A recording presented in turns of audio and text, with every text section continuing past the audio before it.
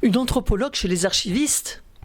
Les documentaires télévisés nous montrent les particularités des Indiens du Mato Grosso au Brésil.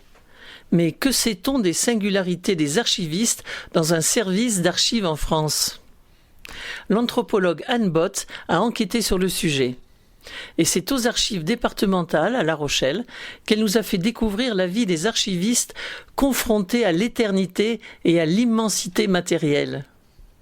En effet, non seulement ils héritent des kilomètres linéaires des fonds anciens, classés par leurs prédécesseurs, mais ils doivent aussi traiter les nouveaux fonds.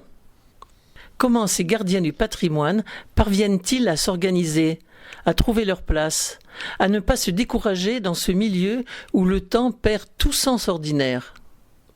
Pour en savoir plus, reportez-vous à son livre « Le sens du temps, le quotidien d'un service d'archives départemental ». Nous avons rencontré Anne Bott pour Entre nos cultures. Les archivistes, comment vivent-ils le temps?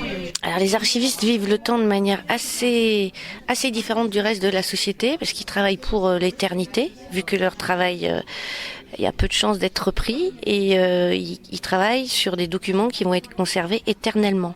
Donc la notion de passé et de futur comme de présent, pour eux, ça n'a plus de sens, puisqu'ils sont dans un hors-temps, un temps où il n'y a plus de limite, qu'est l'éternité. Et c'est pas traumatisant? C'est pas traumatisant, c'est vertigineux, surtout que cette absence de limite temporelle se double d'une absence de limite matérielle, puisque la masse, qu'elle soit numérique ou papier, n'a de cesse d'augmenter. Donc ils vivent dans un univers qui est totalement dénué qui est très encadré par ailleurs, avec beaucoup de normes, mais qui est dénué de limites.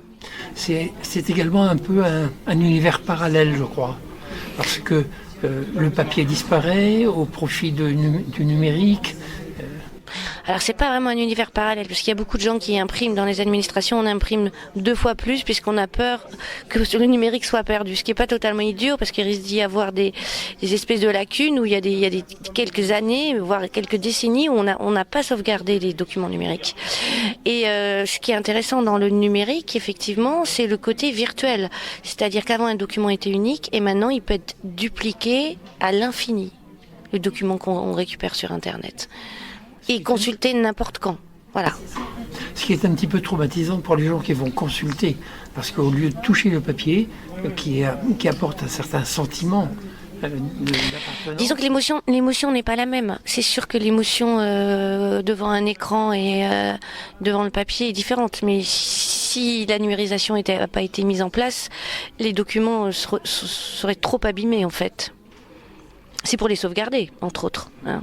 Parce que c'est toujours les mêmes qui sortent, en fait, c'est toujours à peu près les mêmes fonds qui sortent. Voilà. Protéger, conserver. Oui, c'est ça, voilà. Mais d'ailleurs, la numérisation fait partie de la conservation préventive. On numérise pour protéger. C'est-à-dire qu'on a toujours les originaux, mais on ne les sort pas pour éviter qu'ils s'abîment. Alors pour votre livre, vous avez procédé à quelques enquêtes et vous avez fréquenté donc tous les archivistes, du directeur jusqu'à la femme de ménage même.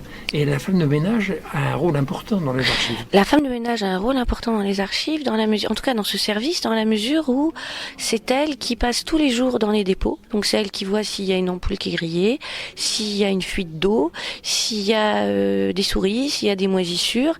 Et même si elle n'a pas les compétences scientifiques pour analyser les documents, elle a un rôle qui est fondamental. C'est les yeux des archives.